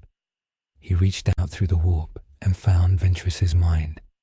"You have done well, my son. You have shown that my Imperium can be more than a machine of war, that it can build as well as destroy. I am proud of you." Ventris fell to his knees in his quarters. Tears ran down his scarred face. In 300 years of service, the Emperor had never told him he was proud. The words hit harder than any enemy's weapon. He wept silently, alone, allowing himself this one moment of weakness before standing and returning to duty. The golden ship remained in orbit, a warning, a promise, a reminder that the agreement held only as long as both sides chose to honor it. Below, the forest glowed in the darkness. Above, the stars burned cold and distant. And somewhere in the void between worlds, something ancient stirred and began its journey toward Pandora, drawn by the psychic beacon of a planetary consciousness and the golden light of the Emperor's presence. The real test was coming, and neither the Imperium nor the Na'vi were ready for it. 6 months passed. The Imperial outpost grew slowly at the edge of Hell's Gate. 100 Ultramarines and support personnel. Walls, defenses, a small starport for shuttles, but no expansion, no mining operations, no territorial conquest. The Imperium kept its word. Grace Augustine divided her time between the outpost and home tree. She worked with the Mechanicus to study Eywa's network, tried to explain in terms that they could understand how a biological system could achieve planetary-scale consciousness. The Magos were fascinated and disturbed in equal measure. They saw Eywa as a machine spirit of unprecedented complexity. Some wanted to worship it. Others wanted to dissect it. Grace prevented both. Jake and Neytiri became official liaisons. They brought Na'vi concerns to Ventris and Imperial requests to the clan leaders. It was exhausting work. Both sides distrusted each other. Both looked for betrayal in every interaction. But slowly, gradually, something like understanding developed. Not friendship, not even respect. Just acknowledgement that cooperation served everyone's interest better than conflict. The Na'vi learned about the galaxy, about the Imperium's endless wars, about the Tyranids who consumed entire worlds, about chaos and its corruption, about the Necrons and their ancient hatred of all life. The stories seemed like mythology at first, too vast to be real, but the Ultramarines did not lie, could not lie. Their faith was too absolute for deception, and so the Na'vi began to understand. Their world was not safe, had never been safe. They had survived only through isolation, and isolation had ended. Some clans rejected this knowledge, fled deeper into the wilderness, refused contact with either the Imperium or the RDA. Ventris allowed it. He had promised autonomy. He kept his promise. Other clans embraced it, sent warriors to train with the Imperial Guard, learned to use basic weapons, prepared for threats they could barely imagine. Tsute was one of them. He hated every moment, hated the guns, hated the armor, hated learning tactics and strategy from humans who had never seen a forest before coming to Pandora. But he learned anyway, because he understood. If something worse than the Imperium was coming, the Na'vi needed to be ready, and being ready meant adapting, compromising, becoming something they had never been before. The RDA struggled most with the new order. Parker Selfridge tried to resume mining operations. Ventris shut him down. No mineral extraction until the Emperor authorizes it. Your corporate charter is void. You exist here at Imperial sufferance. Behave accordingly. Parker appealed to Earth. Sent messages describing the situation, demanding intervention. But Earth was 6 light years away. The messages would take years to arrive. The responses would take years to return. And in the meantime, Parker and his people were stuck on Pandora, subject to Imperial law, watching their profit margins evaporate. Some accepted it, joined the research teams, contributed to understanding Pandora's ecosystem. Others grew bitter, resentful, started talking about sabotage, about finding ways to undermine the Imperium's authority. Quaritch heard the rumors and reported them to Ventris. The conspirators disappeared one night. Nobody asked where they went. Nobody wanted to know. Quaritch himself underwent a transformation. The Imperium needed experienced soldiers to help train the Na'vi. He volunteered, started spending time in the forest, learning from the warriors he had once planned to kill. He was good at it, better than the Ultramarines expected. He understood asymmetric warfare, understood how to fight when you were outgunned and outnumbered. The Na'vi respected that, respected him.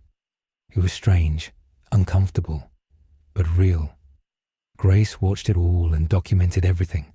She wrote reports, sent them to the Mechanicus, to Earth, to anyone who would listen.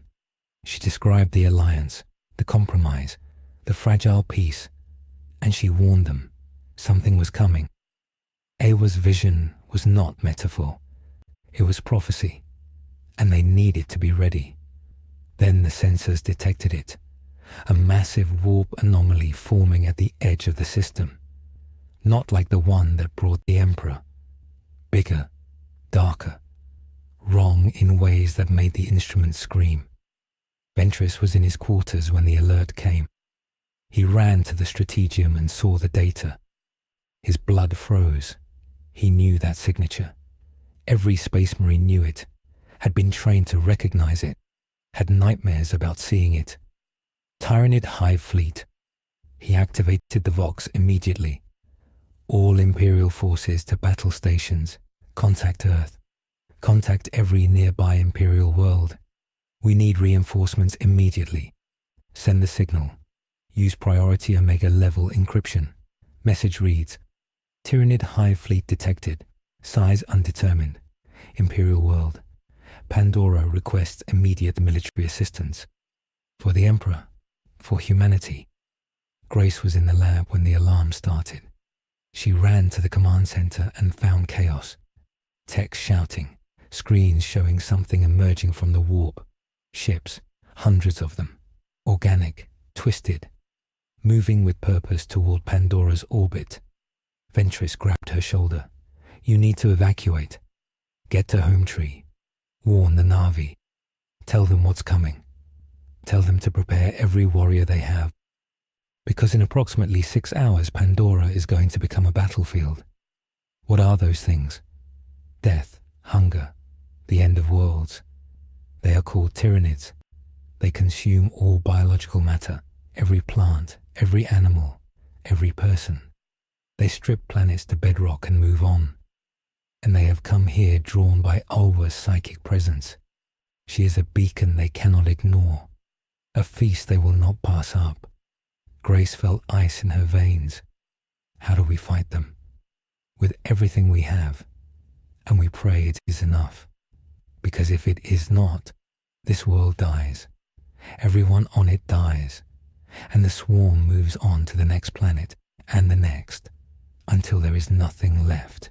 He pushed her toward the transport bay. Jake was already there, loading ammunition. Quaritch was checking weapons. The few remaining RDA personnel scrambled to grab supplies. The transport lifted off, carrying them toward Home Tree, toward the forest, toward the people who would need to hear the truth. Behind them, The Golden Ship's weapons began powering up. The Ultramarines formed battle formations. Every gun, every blade, every explosive was readied for war. In orbit, the first Tyranid bioships entered firing range.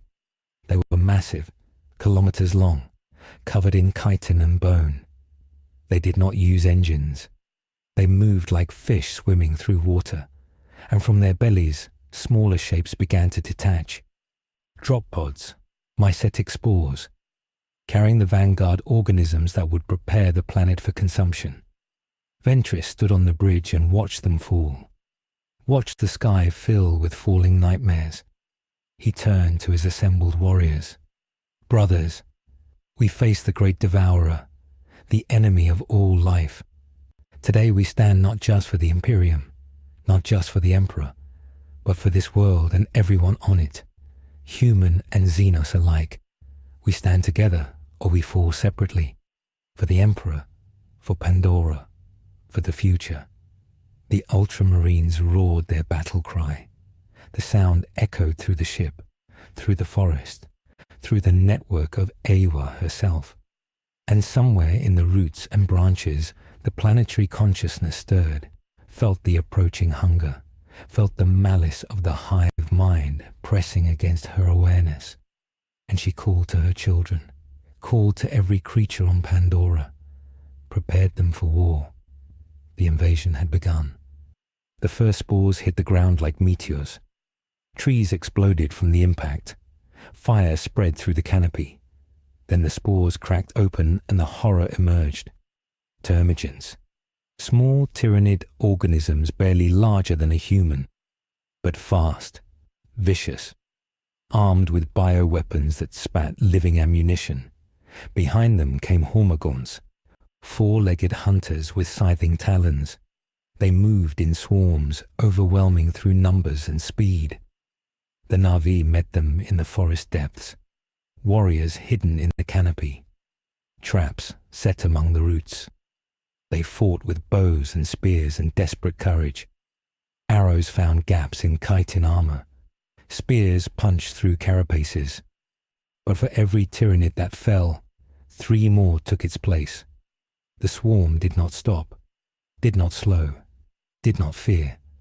Te led a war party against a concentration of termigens near the river. They struck from ambush, killed dozens in the first volley. Then the Tyranids adapted, returned fire with flesh-borer beetles that burrowed into flesh and ebbed from the inside. Warriors screamed and fell. Te pulled his people back, blood running from a dozen wounds. They retreated to a more defensible position and prepared for the next wave. At the Imperial outpost, the defenses held. Barely. Heavy bolters cut down the advancing organisms. Flamers turned entire sections of forest into ash. But the Tyranids kept coming, wave after wave, testing the perimeter, probing for weakness, finding it in a dozen places and exploiting it ruthlessly. A brood of genestealers infiltrated through the sewers, fast, intelligent. They killed 3 guards before anyone knew they were inside. Ventris led a kill team into the tunnels, fought them in darkness with nothing but bolt pistol and combat knife. The genestealers were faster than him, stronger, but he had 300 years of experience. He killed them all and emerged covered in alien blood. In Home Tree, the clan prepared for siege. Hunters brought in meat. Healers stockpiled medicines. Warriors sharpened weapons and painted themselves for death. Moat stood at the base of the great tree and pressed her hands to the bark, felt Eywa's pain.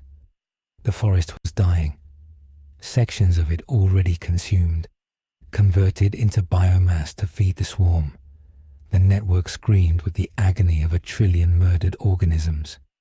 Grace worked frantically in the makeshift laboratory, trying to find a weakness, some biological agent that could kill the Tyranids without destroying Pandora's ecosystem. But the organisms were too adaptive, too resilient. Every poison she tested, they developed immunity within hours.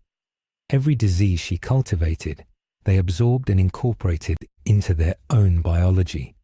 The Tyranids were the ultimate survivors, evolution weaponized and unleashed. Jake coordinated between the Na'vi and Imperial forces, ran messages, organized evacuations, tried to maintain some kind of unified defense against an enemy that seemed unstoppable. He was exhausted, running on stimulants and adrenaline, but he could not stop. If he stopped, people died, so he kept moving. On the third day, a carnifex broke through the perimeter. A massive creature, 4 meters tall, covered in thick armor plates. It took a direct hit from a Lascanon and barely slowed, charged into the outpost and started ripping apart buildings with its massive claws. Ventris and his command squad engaged it. 8 Ultramarines against 1 monster. The fight lasted 4 minutes. 3 Space Marines died, but the Carnifex fell, its brain finally destroyed by concentrated bolt fire. Ventris stood over the corpse and felt despair for the first time in centuries. They were losing, slowly, inevitably, losing. More bioships entered orbit every hour. More spores fell. More organisms emerged. The swarm was endless, and the defenders were not. That night, he stood on the outpost wall and looked at the forest. Half of it was dark, dead, consumed, the bioluminescent glow replaced by creeping organic corruption. The Tyranids were converting Pandora into a feeding ground. In another week, maybe 2, the planet would be stripped, everyone would be dead, and the Hive Fleet would move on. Grace found him there, stood beside him in silence. Finally she spoke. Is this how it ends? For everyone? For everything? Perhaps. The Imperium sent a distress signal, but reinforcements are weeks away. We will not survive weeks. We have days at most. Then we need a miracle. I do not believe in miracles. You believe in an emperor who sits on a golden throne and commands miracles daily. Don't tell me you don't believe. Ventris almost smiled. Fair point. What miracle do you propose? Eywa. She's a planetary consciousness. Billions of organisms acting in concert. What if she fought back? What if we helped her fight back? The Tyranid hive mind is exponentially more powerful. Eywa would be consumed within moments, unless we gave her a weapon. A way to hurt them, to infect them, to turn their own adaptation against them. Ventris turned to look at her. Explain. Grace pulled out a data slate, showed him genetic sequences, biological models. The Tyranids absorb and incorporate genetic material from everything they consume. It makes them stronger. But what if we gave them something poisonous? Something that looked useful but was actually toxic? I've been studying Pandora's Thanators. They have a neurotoxin that affects the nervous system. If we could weaponize it, introduce it into the Tyranid biomass through consumed organisms, it might propagate through the swarm. Might is not a promising word. It's the only word I have. We're out of good options. This is a terrible option, but it's better than nothing. Ventris was silent for a long moment. Then he activated his Vox. All forces, new priority. We need Thanator specimens. As many as possible. Alive if feasible, dead if necessary. We are going to give the swarm indigestion. The hunt began at dawn. Teams of Na'vi and Imperial Guard moved into the remaining forest, tracking Thanators. The massive predators were apex hunters, nearly impossible to kill. But the teams were desperate. They used tranquilizers, nets, heavy weapons. Captured 7 Thanators in as many hours. Grace harvested their toxin glands, worked through the night synthesizing a concentrated version of the neurotoxin, made it as virulent as possible. Then came the hard part, getting the Tyranids to consume it. They needed bait. living creatures infected with the toxin, animals that would die slowly enough to be absorbed by the swarm before the poison killed them. It was brutal work, cruel work. Grace hated every moment, but she did it anyway, because the alternative was extinction. They released the infected animals at dawn, watched as the Tyranids swarmed over them, consumed them, absorbed their biomass, and then they waited to see if the poison would work, if it would propagate, if it would matter. For 6 hours, nothing happened. The swarm continued its advance. The poison seemed to have no effect. Grace felt hope dying. Then a termagant collapsed, started convulsing, its brain literally melting from the inside. Then another fell, and another. The poison was working, slowly, killing organisms one by one as the toxins spread through the hive fleet's shared biology. But it was not enough. The Tyranids adapted, started producing enzymes that neutralized the toxin. Within 12 hours they were immune. The weapon had bought them time, days maybe, but not victory. Ventris received word that night. Reinforcements were 3 days away. An Ultramarine strike cruiser was making best speed toward Pandora. But 3 days was too long. The outpost would fall tomorrow. Home Tree would be overrun the day after. They would all be dead before help arrived. Moad came to him then, walked into the command center without announcing herself, stared at Ventris with eyes that seemed to look through him. Eywa has shown me the path. It will cost everything, but it will work. You must trust me. What path? The network. Eywa's consciousness. It is held in the root system, in the neural connections between trees. If we sever those connections, if we kill large sections of the forest, we can create psychic dead zones, places where the hive mind cannot reach, where its coordination fails. The swarm will become disorganized, vulnerable. You can kill them then. Ventris stared at her. You are asking me to destroy the forest, to kill Eywa. I am asking you to wound her so that she may survive. A wounded forest can regrow. A consumed forest is gone forever. Choose quickly. Time runs out. Ventris made the hardest decision of his life. Begin orbital bombardment.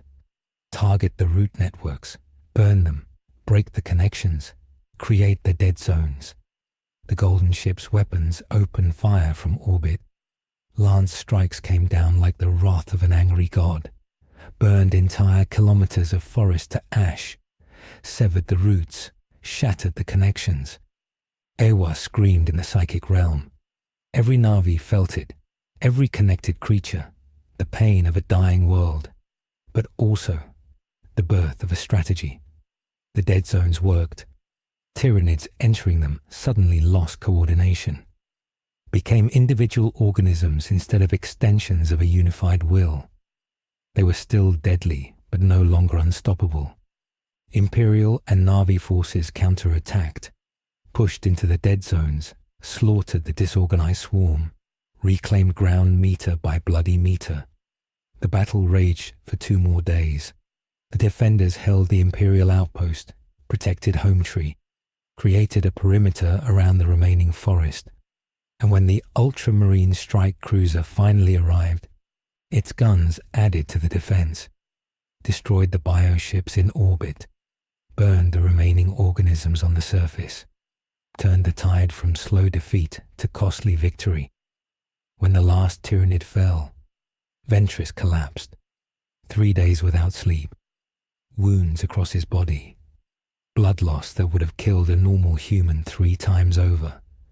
His apothecary forced him to the medical bay, treated his injuries, made him rest while teams counted the dead, and assessed the damage. The casualties were catastrophic. Half the Na'vi warriors dead, 2/3 of the Imperial outpost destroyed, 70% of Pandora's forest consumed or burned. Eywa's network fragmented, weakened, barely functioning. The planet was a graveyard, but life remained. and where life remained, hope could grow. 2 weeks later, Grey stood at the edge of the largest dead zone, watched as new growth emerged from the ash, tiny shoots, green against black. Eywa was regenerating, slowly, painfully, but regenerating. The network was reforming, making new connections, learning from its trauma, adapting, surviving. Jake and Neytiri stood with her. All three bore scars from the war, physical and psychological, but they stood together, human and Na'vi, survivors of an impossible conflict. "What happens now?" Jake asked. "Now we rebuild," Grace said. "We help the forest regrow. We strengthen the alliance. We prepare for the next threat, because there will be a next threat. There always is. Will the Imperium stay, or will they leave now that the danger has passed? I don't know. That's up to the Emperor." In his throne room aboard the Golden Ship, the Emperor of Mankind sat in silence, felt Eywa's presence, wounded but alive, diminished but growing. He reached out through the warp, touched the planetary consciousness, and spoke directly to her for the first time. "You fought well, sacrificed much, proved your worth to humanity and to me. I will not abandon you. My forces will remain, will protect you, will help you heal. In exchange, you will accept my authority, will teach my people what you know, will stand with us against the darkness. This is my offer. Accept or refuse. But know that if you refuse, you face the galaxy alone, and the galaxy is not kind to the alone." Eywa's response was not words, just acceptance, weary, reluctant, but real. The alliance held. The Imperium would stay. Pandora would become an imperial world, but on its own terms, with its own culture preserved, a unique arrangement, a precedent, a possibility that the Imperium could be more than it had been. Ventris was promoted, given command of the entire sector, tasked with defending Pandora and the surrounding systems. He accepted the honor with mixed feelings. He had saved the world, but destroyed so much in the process. He would carry that weight forever.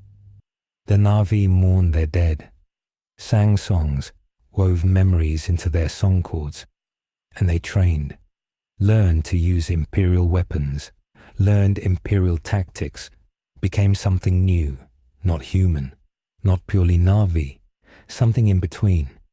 Hybrids of culture, if not genetics, prepared for a future that would demand more sacrifice, more adaptation, more compromise. Parker Selfridge and the surviving RDA personnel were eventually evacuated, sent back to Earth with reports of what happened. Some called them crazy, others believed. Earth began preparing defenses, just in case, just because the galaxy had revealed itself to be more dangerous than anyone imagined. And in the ruins of Home Tree, a new tree was planted, smaller, younger, but growing, fed by Eywa's network, protected by Imperial guns, a symbol of cooperation, of survival, of the fragile peace between species that had every reason to hate each other, but chose coexistence instead. Grace sat at its base and wrote in her journal, documented everything, the war, the alliance, the cost, the hope. She wrote for the future, for whoever would come after, for the historians who would try to understand how humanity and the Na'vi stood together against extinction and somehow survived. The last entry in her journal read, "We are not friends. We may never be friends, but we are allies. And in a galaxy that wants to kill us all, that is enough. It has to be enough, because the alternative is unthinkable." She closed the journal and looked up at the stars. Somewhere up there, threat still lurked. Orcs, chaos, necrons, all the horrors Ventris had described. But for now, today, Pandora was safe. The forest was healing, and that was enough. It had to be.